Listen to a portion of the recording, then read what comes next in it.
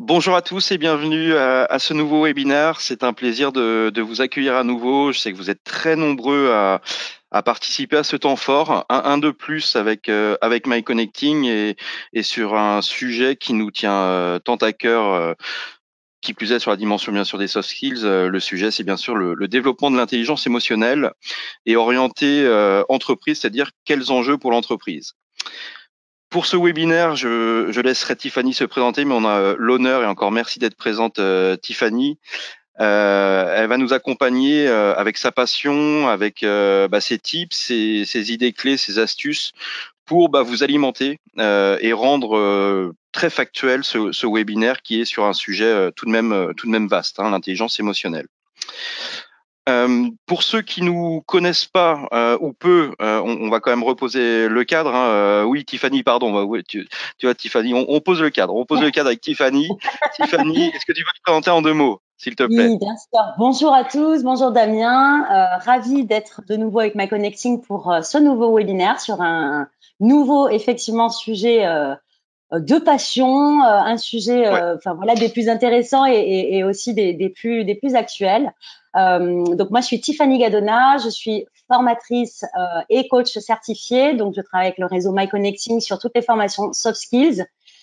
Voilà, j'accompagne collaborateurs, managers et équipes autour de ces sujets des compétences transverses et comportementales. Et donc, l'intelligence émotionnelle aujourd'hui va être vraiment un sujet au cœur de toutes ces compétences qu'on cherche aujourd'hui à développer. Mais j'en dis pas plus. Voilà, Exactement. Damien, tu as plein de choses à nous raconter avant. Ouais, l'objectif sera vraiment de pouvoir dire ce que l'on met derrière ce terme qui prend de plus en plus de place, comme tu l'as dit, et plus en plus de place dans nos vies pro et perso. Et c'est un sujet qu'on entend beaucoup, et pour autant, il y a des difficultés pour les définir, pour mettre le doigt de façon précise sur ce sujet. Donc, on va essayer d'être le plus clair et explicite possible pour vous. J'en viens, My Connecting en 2 mots, bien entendu. My Connecting, c'est plus de 15 ans d'expérience dans la formation à distance. On est spécialisé sur le distanciel, comme vous le savez. Et un grand merci à vous, puisque vous voyez, on affirme plus de 12 000 apprenants par an. Cette année, on devrait de façon haut la main les dépasser, et ça ne passe que par vous. Donc merci à tous, en tout cas à ceux qui nous font déjà confiance, et j'espère à ceux aussi qui nous feront confiance dès demain, bien entendu. Au niveau de ce webinaire, l'intelligence émotionnelle, je pense que on a déjà touché 2 mots, hein, l'intelligence émotionnelle. Laurine, si tu peux juste revenir en arrière, s'il te plaît. Intègre une de nos 5 gammes de prédilection, hein, c'est bien sûr la gamme des soft skills et le développement personnel ou le développement de soi, bien entendu. Mais nous intervenons également toujours sur cette dimension distancielle, sur la partie linguistique, l'offre digitale bien entendu, et collaborative, les outils de la bureautique, et bien sûr nos parcours synergiques qui connaissent un franc succès, qui permettent de vous accompagner ou d'accompagner le développement de vos collaborateurs, tant sur la dimension hard skills que sur la dimension soft skills, sur des combinaisons en tout cas intégrées.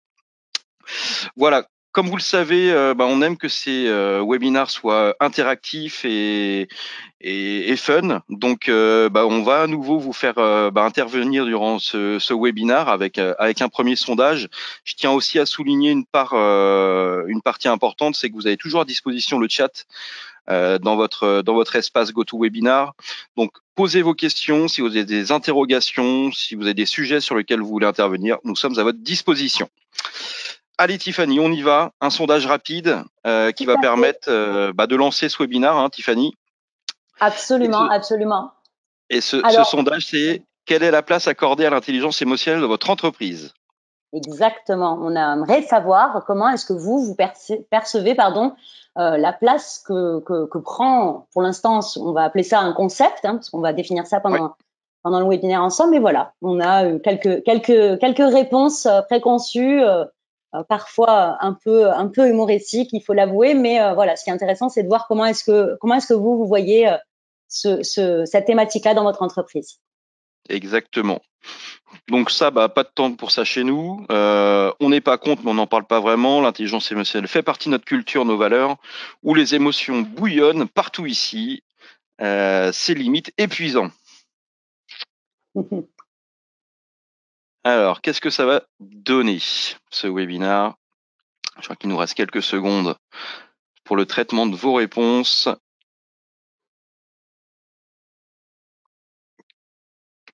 qui va apparaître. Ah. Et je te laisse analyser ça, Tiffany.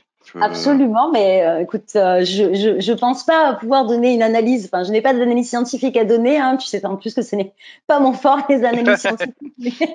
Mais je trouve ça voilà assez intéressant de voir comment est-ce que c'est perçu en tout cas voilà pour nos auditeurs. Donc c'est vrai que une donnée très intéressante. Personne, en tout cas parmi les auditeurs, ne pense que voilà dans son entreprise les émotions bouillonnent partout et que ça en devient limite épuisant. Ça, je trouve ça vraiment très intéressant qu'il n'y ait personne qui pense ça, hein, surtout dans un contexte, enfin voilà, dans le contexte actuel. Hein, c'est parfois ce qu'on peut entendre. Très honnêtement, on a choisi de mettre cette réponse-là aussi parce que on peut entendre ça parfois dans des ateliers, dans des labs, justement sur les émotions ou sur le stress. C'est ce qui peut effectivement sortir. La donnée qui sort de manière la plus forte, et on n'est pas contre, mais on n'en parle pas vraiment. Alors je suis pas complètement étonnée. Et je pense que l'intérêt effectivement pour ce webinaire est aussi en partie pour cette raison-là. Hein, c'est effectivement c'est un super concept. On a l'air de dire que c'est bien l'intelligence émotionnelle, mais bon, comment est-ce qu'on en parle en entreprise? Comment est-ce qu'on le fait? Comment est-ce qu'on l'entretient? Comment est-ce qu'on le développe aussi? Et c'est le but de notre webinaire, donc c'est chouette. 33% quand même sur l'intelligence émotionnelle fait partie de notre culture, nos valeurs, nos échanges. Ah, on nous manque la fin de la réponse, mais nos échanges, tant mieux. Hein, voilà, voyons comment est-ce qu'on peut encore plus consolider ça, et c'est vraiment chouette de voir que effectivement à 33%, cette composante essentielle hein, enfin voilà, d'une équipe ou d'un individu est présente aussi dans l'entreprise. Et pas de temps pour ça chez nous, 14%, qui n'est pas une donnée non plus enfin voilà, à négliger, à ignorer. Et pour vous justement, pour vous justement, c'est très bien que vous avez pris le temps de ce webinaire, puisque c'est un moment dédié pour ça, et Tiffany va nous apporter des clés sur cette dimension de l'intelligence émotionnelle. Top, merci. De rien, Tiffany. Donc, on disait, et je te partageais en intro, c'est souvent un sujet, l'intelligence émotionnelle, qu'on entend, qu'on partage, on voit des posts sur des réseaux passer sur le sujet, sur les émotions, etc. Pour autant, définir l'intelligence émotionnelle, ça peut paraître quelque peu abstrait. Est-ce que tu peux nous clarifier ce sujet, cette méthode de l'intelligence émotionnelle, enfin voilà, en quelques mots très factuels? Bien sûr, bien sûr. Et tu vois, là, effectivement, la manière dont on en parle, pour moi, représente exactement la difficulté. Parfois, on parle de méthode, parfois, on parle de concept, parfois, on parle de sujet, de thématique. Et en fait, on a un peu ce terme un peu, enfin voilà, expert derrière lequel on ne sait pas exactement quoi mettre. Donc, pas de panique, tout notre webinaire va servir à ça. Tout notre webinaire va servir à la fois à comprendre qu'est-ce qu'il y a derrière ce terme intelligence émotionnelle, mais aussi va permettre en fait d'en partir avec des clés. On aime beaucoup travailler comme ça ensemble avec My Connecting et aussi lors de nos webinaires. Hein, pour ceux qui ont déjà participé le savent. En fait, le but c'est aussi que vous repartiez en vous disant voilà, je sais exactement quoi faire avec mon équipe ou individuellement chaque jour pour développer cette intelligence émotionnelle, la renforcer, l'entretenir. Donc voilà le but là de notre webinaire. Je voulais quand même commencer par quelques données parce que c'est vrai que voilà, hein, ça reste quand même un concept, on va encore l'appeler comme ça pour l'instant, mais un concept qui a été voilà mené par des chercheurs, des psychologues. Hein, c'est apparu donc en 1990 aux États-Unis, donc par Peter Salovey et John Mayer, qui sont des psychologues chercheurs. Donc ce concept de l'intelligence émotionnelle apparaît en 90. Bien sûr, les émotions, on en parle depuis bien plus de temps, mais l'intelligence émotionnelle, c'est un peu finalement, comme on le dit là, un modèle qui illustre, en fait, qui va illustrer ou qui va mettre en avant qu'est-ce que la gestion des émotions hein, pour un individu, la gestion des émotions, qu'est-ce qu'elle peut avoir comme utilité? Je dis gestion, mais finalement, c'est pas que gestion, on va le voir, c'est aussi compréhension, utilisation, expression. En gros, prendre soin de mes émotions, si je peux rendre ça hyper simple, prendre soin de mes émotions, les comprendre, m'en servir. Quelle utilité ça va avoir? Et c'est là où on commence à parler d'une forme d'intelligence, en fait. C'est là où effectivement, jusqu'à présent, on parlait beaucoup de QI, en tout cas à cette époque-là, hein, de QI, donc de quotient intellectuel, de connaissances vraiment intellectuelles. Et bien là, on va commencer à se rendre compte que finalement, être en mesure de comprendre, de maîtriser, d'utiliser ces émotions dans nos situations de vie quotidienne, c'est aussi une forme d'intelligence. Et donc, on voit apparaître la naissance de ce qu'on appelle le QE, le quotient émotionnel. On peut d'ailleurs aussi aujourd'hui évaluer sous forme de tests, de tests, Tout à fait. de tests qui ont été De qui ont été modélisés. diagnostic, ouais. Exactement. En 95, donc Daniel Goleman, qui est un des référents qu'on cite beaucoup, puisqu'il a écrit effectivement un ouvrage qui s'appelle donc Intelligence émotionnelle, qui a été un best-seller et qui est un des super, livres à lire en la matière si on veut plonger et en apprendre plus sur le sujet. Donc Daniel Goleman est devenu aujourd'hui référent. Il intervient énormément autour de cette notion d'intelligence émotionnelle et effectivement, lui, il a un petit peu donné un angle nouveau en fait au concept en mettant en corrélation cette fameuse intelligence émotionnelle et les facteurs de réussite d'un individu. C'est là où effectivement, lui, il intègre vraiment le concept dans le domaine du travail. Donc, lui s'intéresse aussi vraiment au domaine professionnel, personnel également, parce qu'on ne peut pas non plus tout dissocier. Et on va voir que ça fait partie de notre quotidien, mais il y apporte vraiment la touche professionnelle à ce modèle. Donc, très clairement, ce que Daniel Goleman permet de faire, c'est de modéliser 5 piliers qui permettent vraiment de faciliter la compréhension. Et ces 5 piliers vont quelque part en fait donner lieu à presque 25 compétences. 25 compétences que nous aujourd'hui on appelle et qui nous intéressent énormément les savoir-être. Et donc ces 25 compétences vont être organisées un petit peu en 5 piliers clés. Et ces 5 piliers finalement qui fondent l'intelligence émotionnelle et donc le quotient émotionnel d'un individu. Ok. Et est-ce que, merci déjà beaucoup pour avoir posé ce cadre, Tiffany, qui permet de clarifier quand même le sujet. Est-ce que tu peux nous détailler ces 5 piliers? Bien sûr. Donc ces 5 piliers, on va les avoir à la slide suivante comme ça ce sera plus simple. Mais en gros, la première chose, c'est qu'ils sont déjà divisés en fait alors divisés, ils sont très complémentaires tous, mais ils sont scindés en fait en deux thématiques, on va dire. Les premiers, ce sont des piliers intrapersonnels, donc vraiment liés à des compétences personnelles, donc liés vraiment à soi, à son fonctionnement. Donc parmi ces piliers, on retrouve la conscience de soi ou conscience affective de soi. Les appellations parfois diffèrent un petit peu. Vous le trouverez sous différentes appellations, mais vraiment la conscience affective de soi, qu'est-ce que c'est? C'est la capacité en fait à se connaître, à se comprendre, à comprendre le fonctionnement de ses émotions. En tout cas, surtout pourquoi est-ce qu'elles apparaissent, par quoi elles sont déclenchées. Je vais essayer de vous donner des exemples les plus précis possibles, mais par exemple, quand je suis dans une situation où je me mets en colère, est-ce que je sais au fond, qu'est-ce qui déclenche cette colère? Pourquoi est-ce que cette colère elle est là? C'est pas seulement la conscience ou en tout cas la connaissance de ses émotions uniquement. C'est ça qui est intéressant dans le concept d'intelligence émotionnelle. Exactement. Ça va plus loin. C'est quels sont mes leviers profonds en fait. Quelles sont les valeurs qui sont importantes pour moi? Quels sont mes besoins dans cette situation? Parce que tout ça va avoir un impact sur son fonctionnement émotionnel. D'accord? Ok. Il y a bien une phrase qu'on connaît qui est claire, c'est qu'une émotion, c'est le signal d'alarme qu'un besoin est à satisfaire. Donc, à partir du moment où une émotion, c'est un signal d'alarme, ça veut dire que ce signal d'alarme, en fait, il est stimulé par tout un tas d'autres choses qui font mon fonctionnement. La conscience affective de soi, c'est vraiment ça, c'est comprendre, se connaître et comprendre son fonctionnement. Le deuxième, c'est la maîtrise de soi. Donc la maîtrise de soi, c'est comment est-ce que ces signaux d'alarme en fait vont, j'ai envie de dire, vont interagir en fait avec mon comportement ou plus qu'interagir, comment est-ce qu'ils vont influencer mon comportement, c'est-à-dire comment est-ce que je vais réagir en situation, comment est-ce que je vais réussir ou pas peut-être à réguler effectivement la manière dont jaillit ce signal d'alarme et dont jaillit mon émotion. Donc, est-ce que je me mets dans une colère noire et j'arrive absolument pas à réguler cette colère? Est-ce que je prends le temps effectivement de réguler la réaction? Je peux être dans une colère noire, mais ma manière de l'exprimer va être peut-être plus régulée. Donc là, je fais un petit peu une intro assez synthétique. On aura le temps de plonger plus tard dans chacun des piliers.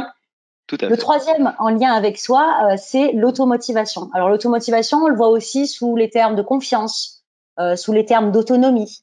Donc l'automotivation, c'est la capacité d'un individu finalement à être en mesure de se sentir capable soi-même de finalement s'investir dans une situation, de gérer une situation. C'est vraiment le sentiment de capacité à faire. Donc derrière ce sentiment d'automotivation, on va aussi retrouver, ça a été l'objet de notre dernier webinaire par exemple, tout ce qui va être en lien avec la résilience. Ça va être énormément en lien avec ce troisième pilier qui est donc l'automotivation, la confiance, l'autonomie. Est-ce que je me sens finalement capable de faire? C'est vraiment, voilà, il n'y a pas plus facile hein, pour le définir. Donc ça, c'est tout ce qui concerne l'individu lui-même. Et ensuite, l'intelligence émotionnelle, bien sûr, elle concerne également, donc les deux derniers piliers de l'intelligence émotionnelle, elle concerne également l'autre, en fait, aussi notre rapport aux autres, hein, parce qu'on ne vit pas seul, enfermé, enfin voilà, replié sur soi, même si aujourd'hui on est un petit peu chez soi, en fait, on est quand même en interaction permanente avec autrui. Donc ça, c'est tout ce qui va être les compétences relationnelles, sociales ou interpersonnelles. Donc il y a deux piliers dans cette partie-là, l'empathie. L'empathie, capacité à vraiment ressentir ce que l'autre ressent, capacité à vraiment comprendre pourquoi l'autre vit cette émotion, qu'est-ce que ça provoque pour lui. On va voir effectivement les limites de l'empathie et qu'est-ce que vraiment l'empathie plus tard, mais voilà, c'est vraiment cette capacité à ressentir ce que l'autre ressent pour vraiment le comprendre en fait. Et le dernier, ce sont en fait les compétences sociales. Donc là, on est vraiment sur voilà, comment est-ce que j'interagis avec les autres, comment est-ce que je me sens entourée par d'autres personnes, comment est-ce que voilà, je me comporte dans un groupe, pour reprendre des exemples précis, dans une réunion où plusieurs personnes partagent des idées, quelle est ma manière d'échanger, quelle est ma manière d'écouter, quelle est ma manière de faire avec les idées des uns et des autres, mais vraiment sur des compétences là collaboratives. Très bien, c'est très clair pour moi. En termes de bénéfices, Tiffany, quels seraient ces bénéfices dans nos vies, dans notre quotidien pro-perso, bien entendu? Quel impact, comme cette slide le dit si bien en deux mots? Oui. Alors, d'après effectivement tout ce que je viens de décrire, on arrive déjà en fait à percevoir tout un tas de situations quotidiennes dans lesquelles le développement de cette intelligence émotionnelle va avoir un impact assez fondamental. Faut savoir qu'on passe à peu près 90% de notre temps à ressentir en fait des émotions, à vivre nos émotions. Donc ce 90% de temps où on ressent et on vit nos émotions, et ben si on arrive à développer ces 5 piliers, donc qui vont donner lieu à tout un tas de compétences, on peut se dire que on va être voilà en mesure de déjà mieux se connaître, mieux se comprendre. Donc qui dit mieux se connaître, mieux se comprendre, ça veut dire quoi? Ça veut dire j'ai pas forcément je peux trouver les clés moi tout seul dans une situation qui par exemple peut être challengeante, difficile. J'ai accès à tout un tas d'informations me concernant qui peuvent m'être très utiles.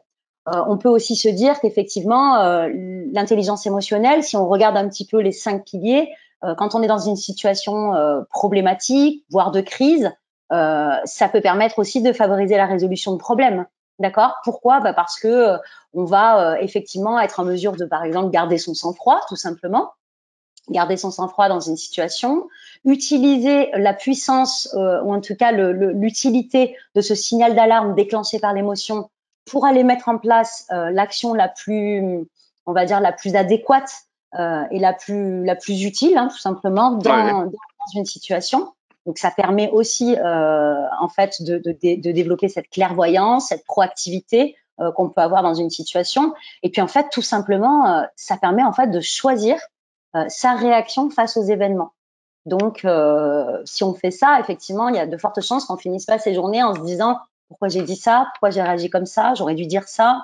Il y a aussi toute cette partie, effectivement, se sentir vraiment en adéquation avec la manière dont je réagis aux événements.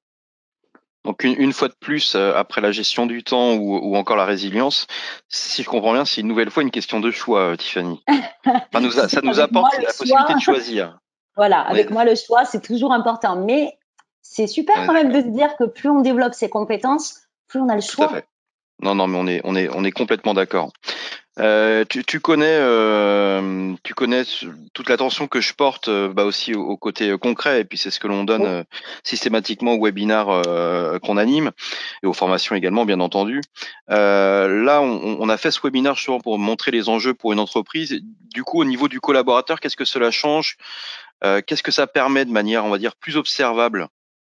oui. Là, pour le collaborateur, par exemple, si on doit commencer pour le collaborateur. Exact. Donc, par exemple, imaginons, on est dans le meilleur des mondes et voilà, demain, on travaille avec un collaborateur qui a réussi à développer tous ces piliers, ou en tout cas qui est vraiment voilà dans une démarche de développement de chacun de ces piliers-là, de ces 5 piliers. Donc, comment est-ce qu'on pourrait décrire en fait tout simplement ce collaborateur? Donc, c'est un collaborateur. Donc, on va reprendre un peu un par pilier. Donc, déjà qui sait absolument identifier ses forces, ses valeurs, où est-ce qu'il a justement, par exemple, sur un dossier, comment dire, sur un projet, sur un travail concret qu'on lui donne, où est-ce qu'il a vraiment une valeur ajoutée. C'est quelqu'un qui est vraiment en parfaite conscience, on Ouais. va dire, de ses forces, de sa valeur, de ses compétences aussi, d'accord, et Mhm. de là où est-ce qu'il va vraiment apporter voilà cette valeur ajoutée. Il est aussi en parfaite conscience de ses pistes d'amélioration, donc il sait là où il a besoin plus de support, d'aide, de délégués, de se former, etc. C'est quelqu'un qui va être en mesure aussi de réguler, par exemple, tout un tas de, voilà, qui va être en mesure de réguler en fait ses manifestations émotionnelles. Par exemple, quand il va se retrouver dans des situations d'imprévu ou voire de stress négatif, ce qui est quand même D'accord. très clairement assez souvent le cas dans notre vie, d'accord, professionnelle ou personnelle.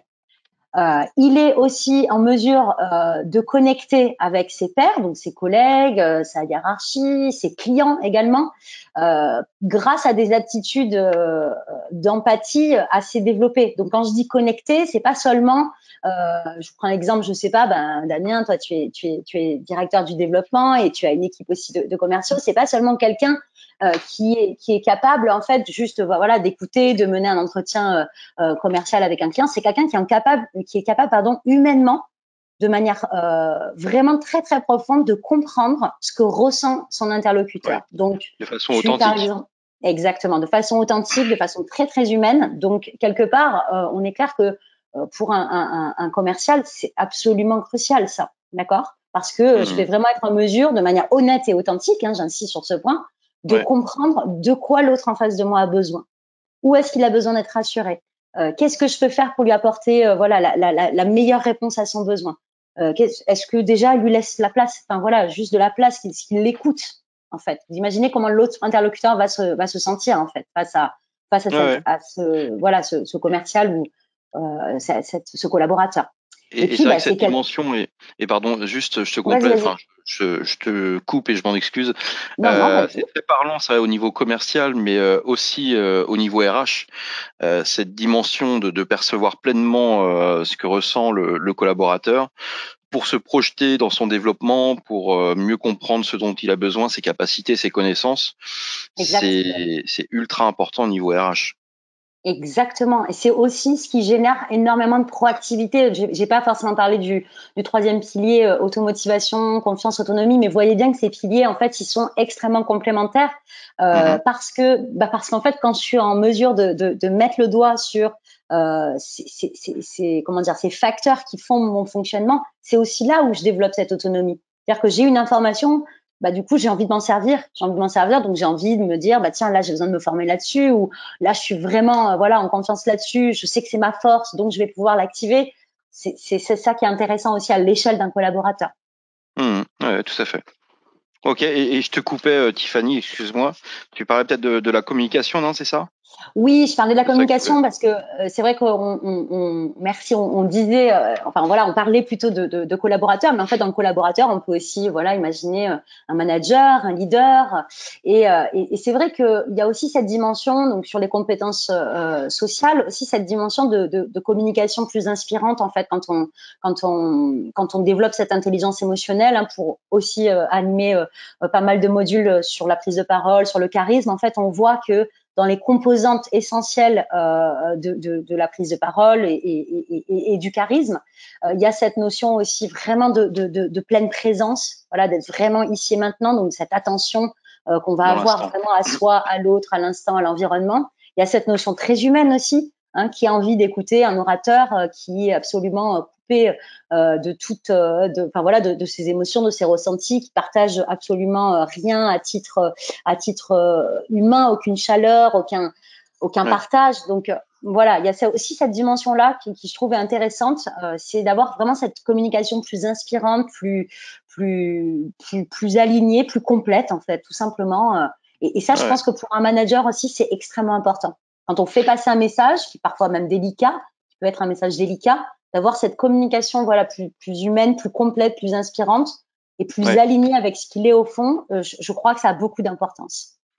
Et d'où la pertinence de venir cartographier à bon escient justement ce quotient émotionnel au niveau des collaborateurs, permettant d'une de développer le collaborateur dans le plan de développement de compétences dans l'entreprise, mais aussi de s'adapter, de mieux manager le collaborateur, ce qui portera des bénéfices à court, moyen et bien sûr à long terme.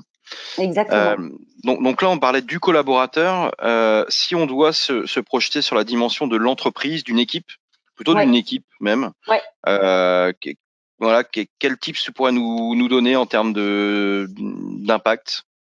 Oui, tout à fait. Donc, effectivement, l'intelligence émotionnelle, si on part du principe que tous les collaborateurs de l'équipe s'engagent, en tout cas, ou s'intéressent à ce sujet et se développent sur ce modèle-là, forcément, il va y avoir un impact aussi collectif, et c'est le but aussi. D'accord, c'est aussi un des facteurs de réussite qu'observe Daniel Goleman. Donc, imaginez une équipe, par exemple, où chaque on va dire chaque tâche, chaque activité quotidienne est distribuée ou en tout cas est attribuée en fonction des forces de chacun.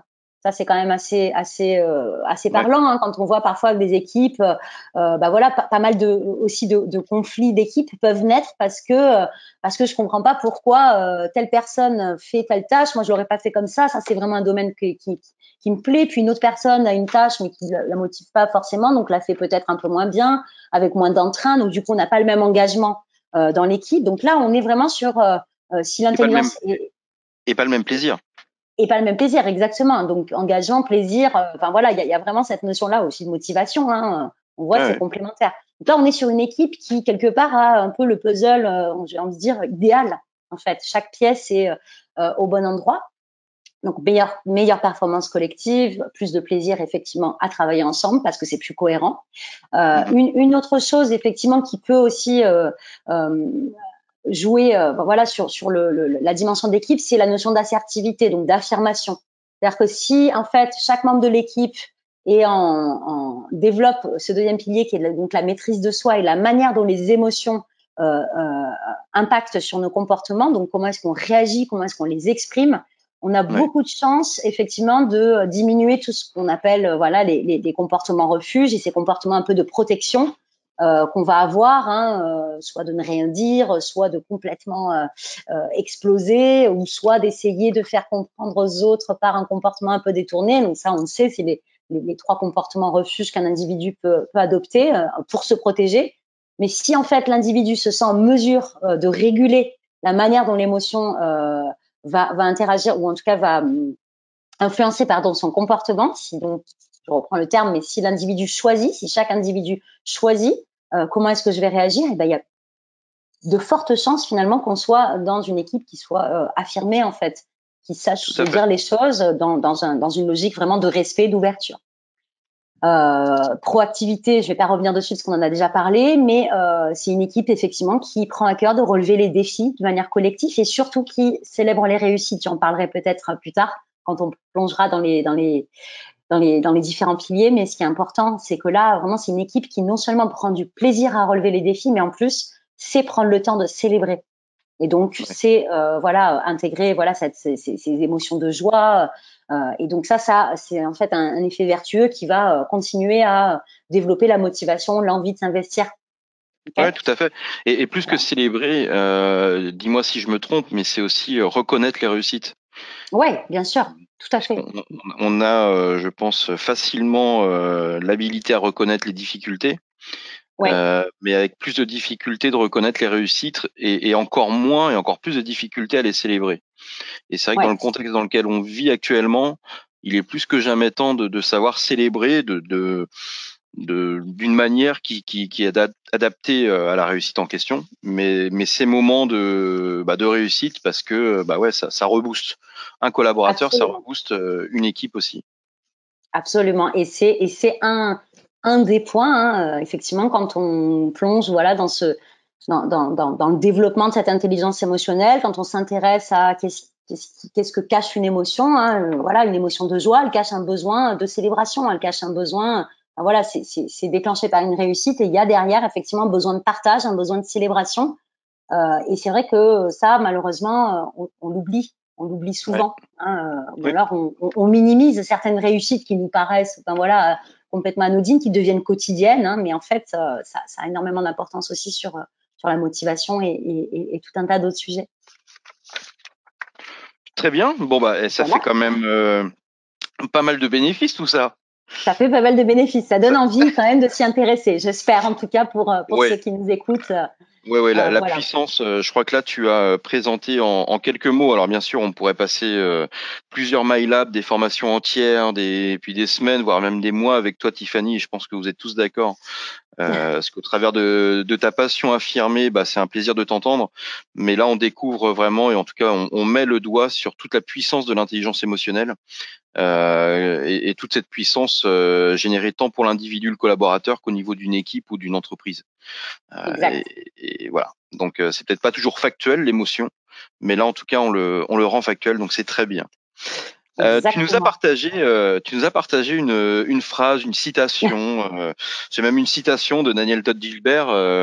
Bah voilà, elle est arrivée, qui m'a fait doucement sourire, Ouais. à bon escient.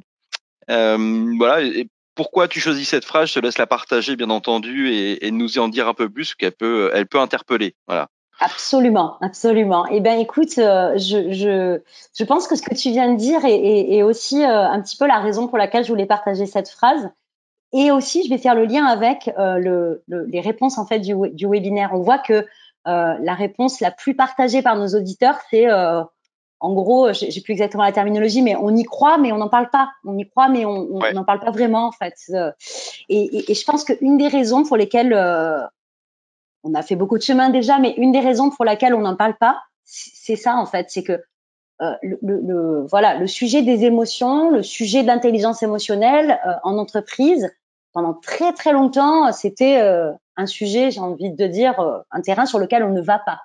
Ouais. Vraiment, là, on a fait beaucoup de chemin et heureusement, hein, parce qu'on le voit aujourd'hui, mais je pense qu'il y a encore énormément de reliquats en fait de ça en chacun de nous. C'est qu'on associe presque, enfin, voilà, les émotions, le fonctionnement à de la psychologie pure en fait, à de la psychologie pure et ça peut faire peur et moi je le vois en fait hein, tout simplement avec des collaborateurs, avec des managers, avec des équipes pourquoi pas RH aussi quand on échange hein, sur des besoins ou en formation, c'est de dire ouais mais moi ce sujet-là, je ne sais pas si je me sens à l'aise avec mon équipe de l'aborder ou je vous donne un exemple extrêmement concret, mais parfois dans des méthodes de communication non violentes donc qui servent énormément au management quotidien.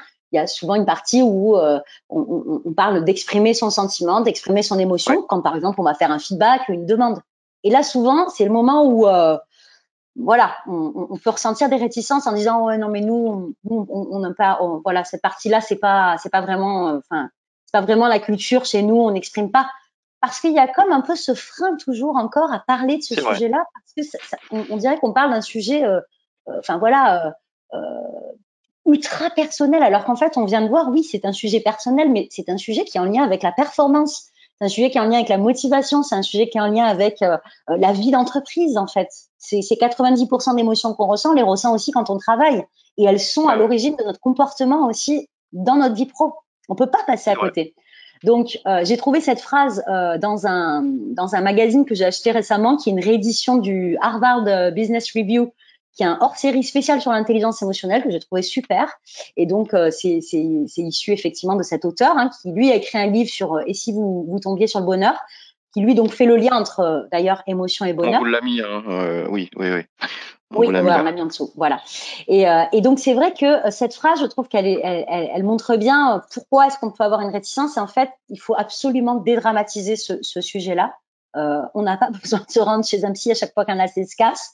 On n'a pas besoin de faire une psychothérapie à chaque fois qu'on ressent une émotion qu'on a eu du mal à canaliser, à gérer. Et ça peut aussi être une compétence qu'on peut développer, voilà, au sein Ouais. de l'entreprise. Avant, seuls les psychologues s'intéressaient à la question des émotions. Aujourd'hui, on le voit, les neuroscientifiques s'y intéressent, pardon, les économistes s'y intéressent. Pourquoi? Parce que on a bien pris conscience que voilà, l'intelligence émotionnelle, ça a un impact sur vraiment notre vie en fait, de manière globale, sur notre Ouais, tout à fait. épanouissement, notre vie personnelle, notre vie pro, et aussi notre performance, nos compétences. Ouais, cette démocratisation de l'intelligence émotionnelle a quand même du bon. Tu nous l'as partagé au travers des bénéfices que tu as listés au niveau individuel et collectif. Et c'est clair. Et au niveau de la performance aussi, puisque au niveau de l'entreprise, on parle aussi beaucoup de performance. Ouais. Bien même le contexte ambiant, voilà, est difficile. La dimension de performance intervient aussi, et les émotions ont toute leur part dans la performance et la réussite d'une équipe. Donc ça, Absolument. j'espère que vous en êtes, pour ceux qui n'étaient peu, en tout cas à présent, totalement convaincus. Comme je vous l'avais dit, on aime vous faire intervenir dans nos webinaires. Là, on va même aller un peu plus loin, puisque on s'était posé une question, c'était justement comment est-ce que l'IE peut être développé. On va aller plus loin dans la dimension du sondage. Alors, on va vous interroger sur une question, mais on va aller sur de l'hyper-personnalisation, comme on sait si bien le faire dans nos formations, puisque selon les résultats que vous allez nous partager, nous, on va s'adapter. On va s'adapter à vous, parce que comme vous le savez, on se donne 1 heure, parce que plus d'1 heure devient délicat de vous mobiliser plus d'1 heure pour un webinar sur le temps de travail. Donc là, on va faire du sur-mesure, c'est-à-dire qu'on va vous demander quel pilier de l'intelligence émotionnelle vous souhaitez particulièrement développer là dans les minutes qui viennent. Est-ce que c'est plutôt la conscience de soi, la maîtrise de soi, l'automotivation, l'empathie, les compétences sociales? Là, on ne vous indique pas nos d'indications. Enfin, voilà, on veut pas non plus vous orienter. Donc là, c'est vraiment individuellement, on est attentif aux réponses que vous allez nous transmettre. Et donc nous derrière, enfin en tout cas surtout toi, Tiffany, parce que c'est bien sûr toi l'experte du jour une nouvelle fois. Nous on va suivre la dynamique. Alors, Damien, juste, peut-être que c'est seulement pour moi, mais je ne vois pas les compétences sociales apparaître, moi, sur mon écran. Donc, ça peut être simplement Alors oui, un dysfonctionnement au... moi je les vois. Moi je Tu les les vois. vois. Et ben voilà, Donc, écoute, c'est réglé. Donc, je voulais juste m'assurer. Je ne les vois et pas, mais c'est pas grave. mais en tout cas, tu es en parfaite maîtrise de tes émotions, donc tu gardes ton sang-froid, et c'est une Voilà, on très aurait bonne chose. trouvé Je de t'en toute manière une félicite. opportunité, quoi qu'il arrive. Tout à fait, tout à fait. Non, non, je vous les redonne. Donc, conscience de soi, maîtrise de soi, automotivation, empathie. Et la dernière, Tiffany. Les compétences sociales. Bravo, bravo. J'ai essayé de t'avoir, mais j'ai pas réussi une fois de plus. J'y arriverai un jour, j'y arriverai. Ah ben voilà. Eh ben, c'est serré. C'est Ah, c'est serré. super intéressant. Hein. C'est très, très, très serré. Donc, on a maîtrise de soi, conscience de Ouais. soi, motivation. On va dire qu'on a la maîtrise de soi qui sort du lot. Et après, sur un pied d'égalité, conscience de soi, automotivation et compétences sociales. Ouais. L'empathie est de façon surprenante à 0%. Exactement. Mais c'est vrai que c'est un des piliers sur lequel on parle énormément, donc ça ne m'étonne Ouais, pas non plus en fait. On en parle beaucoup exactement, et exactement. il est assez voilà spécifique. On a déjà beaucoup quand même d'apports concrets sur l'empathie. Ouais, ouais, tout à fait. Et la conscience de soi, tu vois, c'est intéressant. Je pensais pas qu'il allait être aussi important, puisque à Ouais, mes yeux, en effet, c'est l'une des soft skills les plus importantes, la ouais, connaissance de soi. Je crois même que certains chercheurs les mettent en number one, hein, des softs, la connaissance ou la conscience de soi. Et pour ouais. autant, c'est une des compétences qui est le moins, en tout cas, ou sur lesquelles on est le moins sollicité en entreprise. Et tu vois, c'est quand même dommage. C'est quand même dommage. Est-ce que là, on a la conscience de soi. Est-ce qu'on peut peut-être commencer par celle-ci et après On, rebondir on du coup dit sur la la best qui maîtrise. est La maîtrise, La exactement. maîtrise, c'est la best. On s'assure en tout cas, voilà, de traiter la maîtrise qui est la best. Ouais. On On a avait les aussi 5, hein. compétences, ouais, on avait aussi compétences sociales en deuxième position. Donc, Et bah, je pense qu'il compétences faut qu'on sociales. Ouais, ouais, je pense qu'en fait, il faut qu'on respecte l'ordre. Donc, on va commencer par maîtrise de soi, puisque c'est la best. Ensuite, exactement. compétences sociales. Et s'il nous reste du temps, on fera conscience de soi. Genre, on est sûr Ça, c'est que qu'on pour moi. respecte. Ça, c'est que pour moi. Ouais, voilà. Alors, maîtrise de soi. Donc, parlons de maîtrise de soi en termes concrets, en fait. Qu'est-ce qu'on peut faire Ouais. au quotidien pour soi, pour son équipe, avec ses collaborateurs, etc. Donc voilà, là, le but, c'est vraiment de se donner des exemples de rituels, d'accord. Il n'y a pas de baguette magique hein, qui permettent de maîtriser, voilà, ou de réguler ses réactions émotionnelles. Il y a simplement finalement des automatismes par ben voilà l'instauration de petits rituels, de petites pratiques qui vont me permettre petit à petit de développer cette compétence parce que c'est bien une compétence. Donc Ouais, ici ouais. on parle de effectivement réguler l'expression émotionnelle et sa réactivité, d'adapter et choisir sa réaction aux événements. Donc, c'est vraiment la finalité du développement de ce pilier-là, c'est ça. Donc moi, ce que je vous proposais ici, c'était de se dire, bah, en fait, on voit souvent que ce qui peut finalement affecter la maîtrise de soi, c'est quand on répond de manière extrêmement rapide et quand on est effectivement pris par cette réactivité, on arrive, il nous suffirait juste une minute. C'est pour ça que je vous ai mis une minute, 3 grandes respirations. En fait, chacun pourrait quelque part choisir d'avoir un mémo technique. Ça peut être de dire, j'attends une minute avant de répondre à ce mail. Je respire 3 fois avant de lui répondre. Ou dans ma tête, je sais pas, enfin, voilà, tout est possible en fait. Je compte jusqu'à 5 avant de donner ma réponse. Le simple fait de créer un temps de pause entre ce qui arrive, ce qui crée une décharge émotionnelle pour moi et ma réponse, Ouais. le simple fait de créer un micro temps de pause me permet déjà de réguler, me permet déjà en fait d'avoir vraiment ce temps de choix en fait, ce temps où je vais de nouveau reprendre la main en fait sur ma réponse. Et ça va pas être une réponse aussi automatique que si je ne réfléchis pas à ça. D'accord. Donc ça c'est Ouais, un ouais. premier point. Quand on a tendance à très vite répondre aux mails, on voit un pop-up arriver, hop hop hop tout de suite, ou en réunion très vite, on contre-argumente, juste on stoppe, on se dit je respire 3 fois et ensuite je réponds. Ouais, et c'est Premier important point. ce que tu dis puisque je pense qu'il faut aller, et là je pense à moi, aller au-delà de simplement se dire bah, j'attends avant de répondre. C'est d'avoir cet outil mémotechnique comme les 3 grandes respirations Exactement. qui permet une nouvelle fois de rendre factuel ce temps d'attente, ce temps de digestion de l'émotion pour une meilleure traduction qui sera plus positive et constructive avec son interlocuteur. Complètement, complètement. C'est tout à fait ça. Un autre point aussi, c'est l'humeur en fait dans laquelle on est au moment de la réponse et ou au moment quand je dis de la réponse, Mm. hein, parce que là je pars du principe qu'on est dans un échange, mais je prends un autre exemple. Hein, du coup, un manager qui se connecte sur Teams ou sur Zoom va faire sa réunion, sa petite réunion d'équipe du lundi matin, et en fait, il a déjà traité 10 mails avant, 2, 3 sujets complexes qui l'ont un petit peu, enfin voilà, affecté. Donc il est Mhm. assez énervé, il est assez tendu et il va commencer sa réunion d'équipe. En fait, souvent on pense, voilà, on se dit allez hop, j'y vais, j'avance parce que au moins c'est fait, on passe à autre chose. Mais en fait, là comment dire, le secret, ça serait de se focaliser d'abord sur ce qui améliore son humeur avant de se lancer dans une nouvelle action. Et ça, c'est vrai qu'on oublie aussi. Se dire dans Ouais. quelle humeur je suis et dans quelle humeur je vais entrer dans cette nouvelle action. Donc, quelle va être en fait ma réaction dans cette nouvelle action. Donc, bah voilà, se concentrer sur l'humeur, ça peut être de dire en fait, je vais prendre le temps, peut-être même simplement au début de ma réunion, de dire à tout le monde, voilà, on ouvre la réunion. Avant qu'on commence, on va tous se chercher un café ou on prend voilà 5 minutes juste pour échanger ou Ok. même avant de me connecter, je prends un temps. Alors, il y a plein d'exemples Un possibles hein, pour sas. améliorer Un vrai l'humeur, mais sas. exactement, un vrai sas. Je me regarde une petite vidéo qui me fait rire. Mais ça paraît tout bête ce que je vous dis là et je le sais, mais qui le fait vraiment? Qui va jusqu'au bout de ça? Qui lève la tête et se dit tiens là faut que je pose quoi parce que je suis vraiment d'une humeur exécrable et je peux pas commencer ma réunion comme ça. Ok. Donc ça Ok. c'est voilà le point sur l'humeur. Travailler sur les comportements refuges qui entraînent un effet émotionnel vicieux. Donc on a parlé rapidement des comportements refuges tout à l'heure, qui sont la passivité, l'agressivité, la manipulation. On est tous voilà, on a tous ces comportements refuges qu'on travaille dans tout un tas de modules comme l'affirmation de soi, la communication.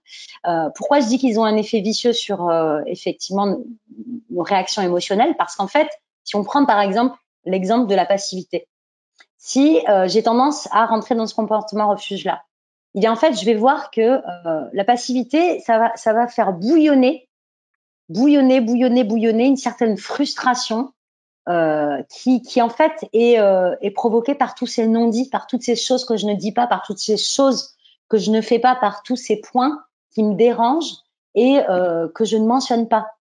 Donc, plus je vais rentrer dans un comportement refuge de protection, plus en fait mes émotions vont finalement pas être entendues, pas être honorées, et donc elles vont s'accumuler jusqu'à ce qu'éventuellement elles explosent et donc que j'adopte une réaction que je risque de regretter. Okay, donc le travail sur les comportements refuges, c'est un super moyen aussi. Il existe le fameux test de Gordon que vous pouvez trouver gratuitement sur Internet et qui permet aussi d'identifier comme ça quels sont les comportements refuges qu'on adopte le plus souvent. Se demander quelle réaction est la plus alignée avec mes valeurs à cet instant. Ça, c'est super intéressant. Donc ça sous-entend qu'on ait développé la conscience de soi avant. C'est pour ça que tous ces piliers-là sont complémentaires. C'est-à-dire, plus je me connais, plus je sais, par exemple, quelles sont les valeurs qui sont importantes. Si je suis manager, si je suis collaborateur, si je suis commercial, peu importe ce que je fais, si je suis parent, enfin, ça marche aussi pour la vie perso. Quelles sont mes valeurs? C'est-à-dire, quels sont vraiment mes moteurs? Qu'est-ce qui est bon? Qu'est-ce qui semble juste pour moi d'honorer en toute situation? Si j'ai une valeur, je sais pas moi, de l'ouverture d'esprit, et que je suis dans un débat, par exemple, j'ai vraiment une forte valeur pour l'ouverture, c'est important pour moi que dans toutes les communications, voilà, il y ait cette ouverture. Et je suis dans une réunion, dans un débat sur telle ou telle méthode, par exemple, à mettre en place pour tel ou tel projet. Et que je commence à être très virulente, en fait, dans mes propos, dans ma manière de réagir. Si je réfléchis pas à ce moment-là à est-ce que ma réaction, elle est alignée avec mes valeurs, là? Est-ce que la manière dont je réagis, finalement, j'en suis fière? Il y a de fortes chances qu'à un moment donné, après cette réunion, je regrette. Et j'ai ce fameux moment où je dis, mais pourquoi j'ai dit ça? Pourquoi j'ai fait ça?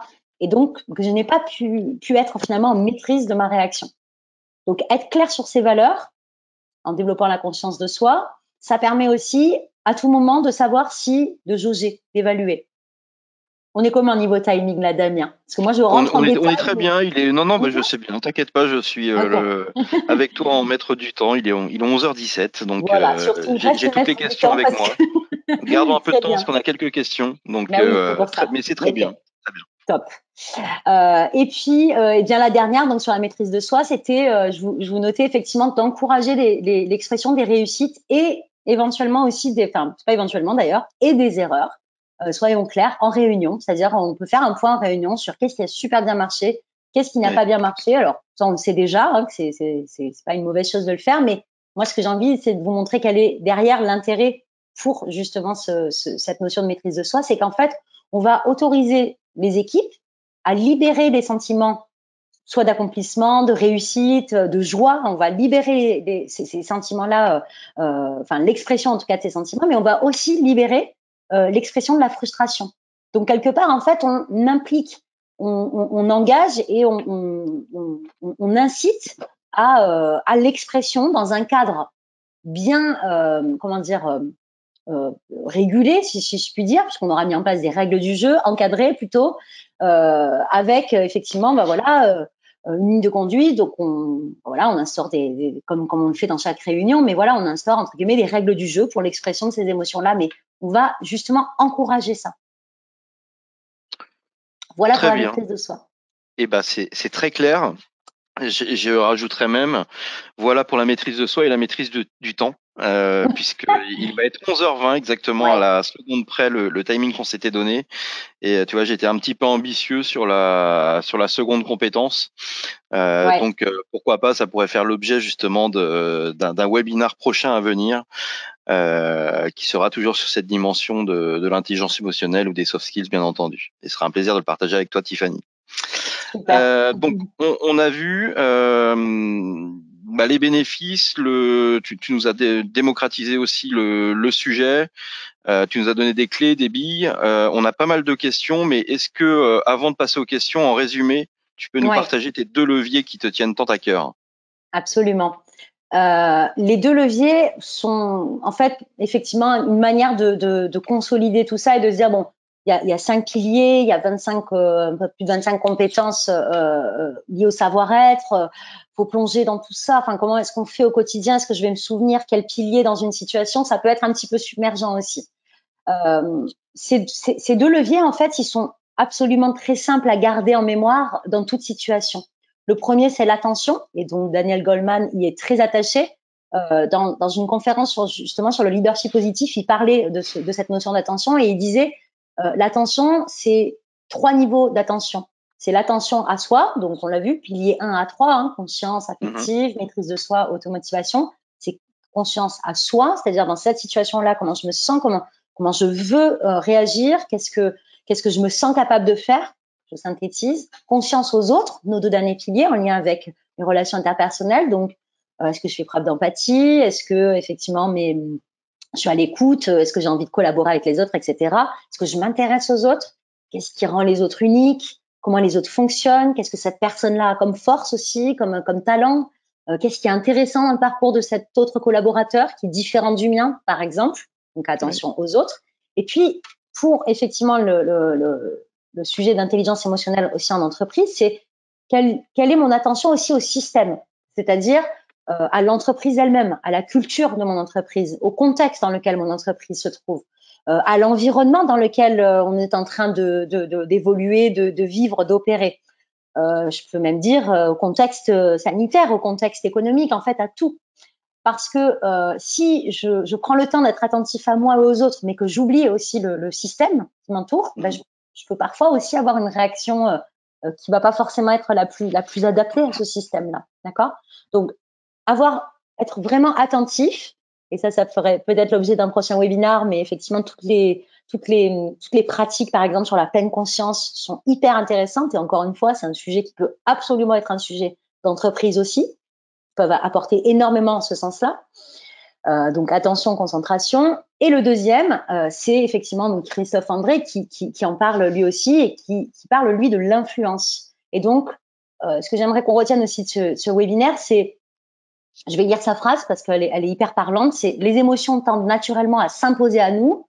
Ok, c'est sur leur influence que nous devons agir et non sur leur présence qu'il faut apprendre à écouter. Et ça, vraiment, c'est un message que j'entends en permanence au cours de nos ateliers. C'est première chose que les gens, par exemple, vont dire dans un atelier gestion du stress ou dans un atelier sur les émotions, c'est comment est-ce que je peux faire pour justement ne plus ressentir d'émotions là dans ces situations-là, parce que ça me submerge.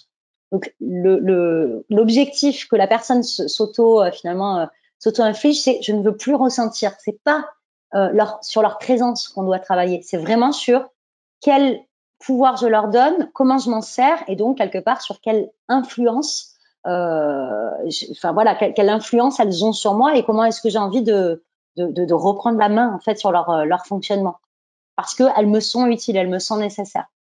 Bah, tu vois, je ne remets en aucun cas ce point sur lequel tu veux qu'on appuie, puisque c'est en partie une question sur laquelle on est sollicité dans le chat. Donc, Okay. non, mais je comprends pourquoi tu appuies sur cette dimension-là. Ouais.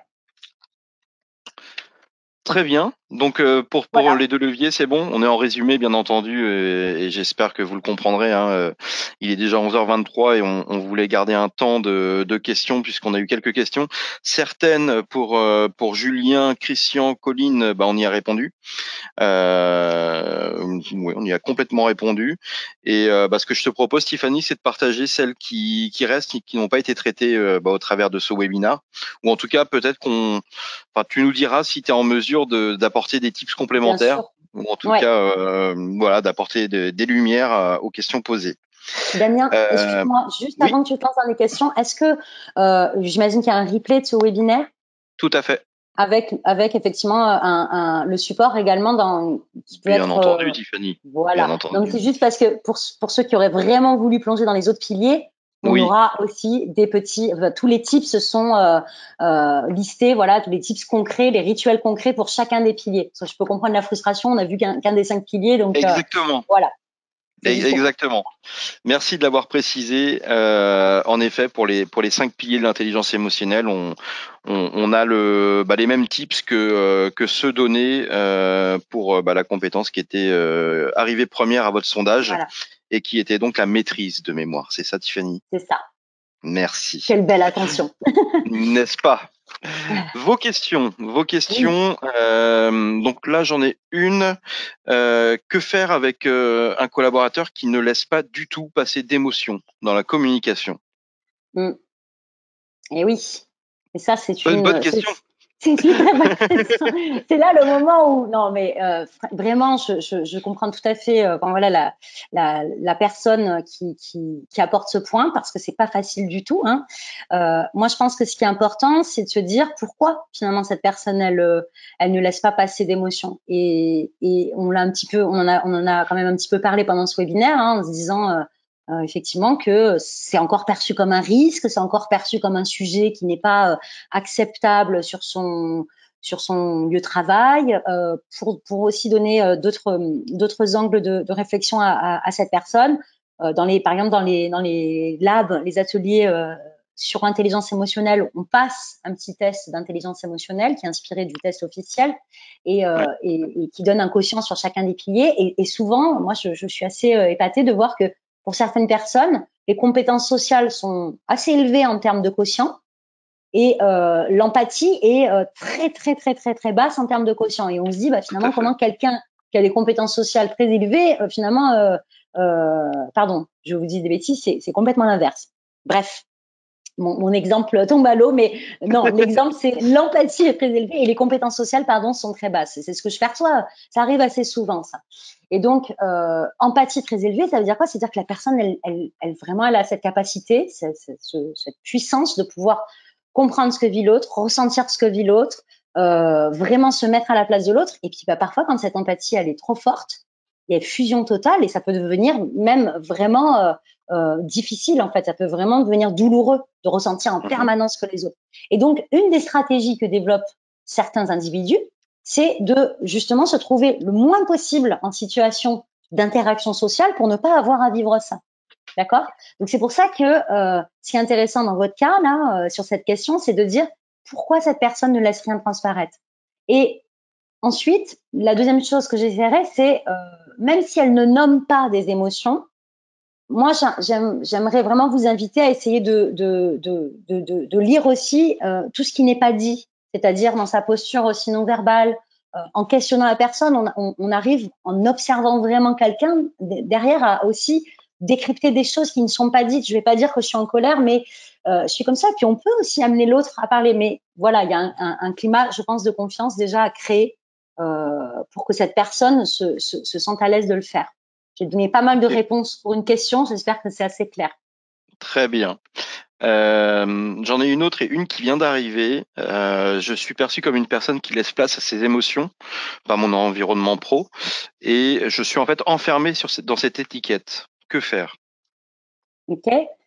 Euh, du coup, plein de questions. J'ai envie de poser plein de questions à cette personne. C'est euh, est-ce que, enfin voilà, quel est vous votre, en quoi ça vous embête en fait d'avoir cette étiquette-là? Ça peut être intéressant aussi de se poser cette question, c'est de dire euh, finalement, est-ce que c'est une si mauvaise chose que ça? Ouais. So Et what? s'il y a des, voilà, donc ça c'est la première chose. Et s'il y a des éléments sur lesquels ça me gêne, eh ben je vais plonger sur ces éléments-là et dire bon, je vais prendre un exemple fictif puisque j'ai pas la possibilité d'échanger avec cette personne, mais dire par exemple, je peux me dire ah bah tiens, ouais mais moi du coup je suis perçue comme plus faible. C'est ce qu'on peut entendre plein de fois. Je le dis pas parce que je le pense, je le dis parce que je l'entends tellement souvent que je pense qu'il faut le dire en fait, que c'est une interprétation, un mythe hein, qui est extrêmement partagé dans la vie d'entreprise. Je suis perçue comme faible, on utilise parfois des thèmes de bisounours, enfin c'est vraiment incroyable, mais voilà, Ouais. il y a ces choses-là.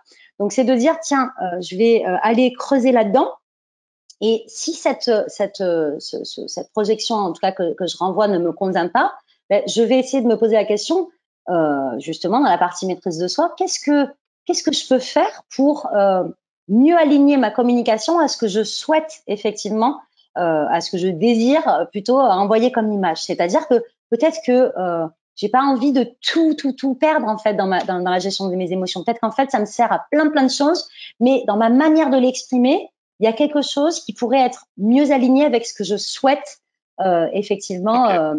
développer comme image. Donc, ça peut passer par exemple, on travaille sur sa voix, sur sa posture. Là, on est vraiment dans la communication pure et l'expression pure. Ah D'accord. oui. Ça peut passer par un travail aussi d'affirmation. Il y a plein de pistes à creuser. Mais voilà, ne vous dites pas que parce qu'il y a cette interprétation-là, cette petite chose encore qui plane, ce mythe encore qui est partagé, tout est un handicap. Enfin, pas du tout en fait. C'est pas un handicap. Très bien. Et c'est encore moins un point négatif. Pas du tout. Donc voilà. C'est une forme d'intelligence. Si on peut voilà rappeler un des points du départ, c'est une forme d'intelligence. Exactement. Et là, je peux la citer parce que c'est un merci à vous, Karine. C'est l'intelligence émotionnelle est en effet perçue comme une faiblesse et non pas un outil, une qualité dans le management. Donc oui, c'est une vraie qualité dans le management, et une vraie qualité à tous les niveaux, quelle que soit la fonction. L'intelligence émotionnelle est très puissant, de par les différentes clés que l'on a données. On avait une dernière question, mais on ne pourra pas y répondre, ce qui est déjà 11h31. Et ça pourrait aussi faire l'objet d'un autre webinaire qui est comment détecter le comportement non verbal ou les comportements lors d'un Mm, entretien ou d'une réunion. C'est vrai que c'est une réponse qui est en lien, hein, bien sûr, puisque ça communique avec les émotions. absolument. Mais là, ça Ouais. pourrait nous prendre beaucoup de temps, l'analyse non verbale, paraverbale, préverbale. Enfin voilà, c'est un vrai sujet dont on se fera un plaisir en tout cas, mais c'est ce que l'on voit en formation, Tiffany. Tout à fait. Alors, on travaille beaucoup sur sa gestion du non-verbal, c'est-à-dire pour Oui. s'assurer que ce que je dis est aligné avec ce que je fais et comment je me comporte. Mais après, c'est vrai que bon, pour cette personne, si on peut lui donner des pistes pour aller creuser plus loin, il existe tout un tas aussi de pratiques, hein, des personnes vraiment certifiées sur des pratiques comme par exemple déjà la PNL, qui permettent d'aller creuser plus loin sur justement la lecture de ces signaux non verbaux et d'en apprendre plus sur le fonctionnement et les leviers profonds d'un individu en fonction de ces signaux non verbaux. Tiffany, un peu comme Karine, bah merci beaucoup. Je te dis la même chose en deux mots. Mais Merci. merci à tous de votre attention, puisqu'il est déjà 11h32, on a un petit peu Ouais, débordé, Tiffany. Ça a été un très bon moment à tes côtés, qui voilà confirme tout l'intérêt qu'on doit porter à l'intelligence émotionnelle, mais aussi au fait que l'entreprise aussi peut accompagner, peut développer, peut faciliter le développement de ces compétences soft qui sont bah, connues, comme vous l'avez dit lors du mm, sondage, mais parfois peu répandues, en tout cas en termes d'usage dans les entreprises. Donc, je vous souhaite une absolument. excellente après-midi. Tiffany, Merci beaucoup. Merci à tous. Merci Damien, en tout cas, et My Connecting, comme toujours, de donner la place à ces sujets et de m'inviter. C'est un plaisir de partager cette heure avec vous tous. Et à bientôt, peut-être pour un prochain sujet. exactement. À bientôt. 3 prochains webinaires sont déjà prévus au planning, donc on vous informera très vite. Merci à tous et bon après-midi. Au Bonne revoir. journée.